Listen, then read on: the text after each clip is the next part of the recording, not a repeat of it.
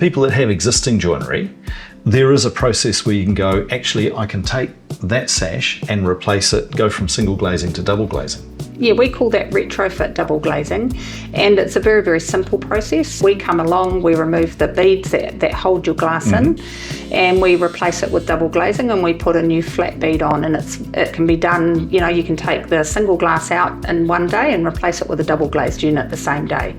And we can be talking about timber joinery or aluminium joinery. Both are able to be retrofitted. Correct. The process is a little different Sure. with the two of them, but they can both be retrofit double glazed, yes. With timber joinery, Yes. we have to route out the timber to create a rebate for the wider unit to go into the timber window. Yep. And with aluminium joinery, it's a bit more simple. We just take an angled bead off, which creates space for the double glazed unit, and we replace it with a flat bead. And in some instances, I know, maybe the sash is not in a good condition, so there's an opportunity to replace the sash. And in some cases, the aluminium extrusion itself doesn't accommodate for it. And in that case, you guys just make a new sash? Yeah, correct. We've just replaced an opening sash, whether it's timber or aluminium, with a brand new sash. Let's say a homeowner has decided they're going to take the step and go and get some retrofit double glazing installed. What's the timeline from there in?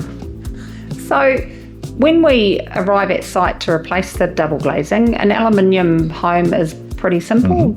Some homes can be completely replaced in one day on site. Wow. Sometimes it'll take 2 to 3 days. It Sure. just depends on access and all those sorts of things.